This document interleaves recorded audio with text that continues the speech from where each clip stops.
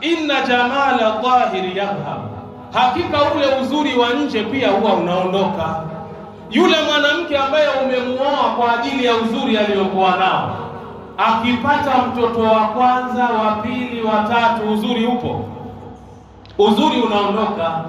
Kama ulimuoa mwanamke yule kwa sababu ya figure 8, kifua chake hapa pameingia ndani, mzigo umemwagika chini, akianza kunyonyesha haya maziwa yanakuwa marefu kama slippers, au masikio ya ndovu.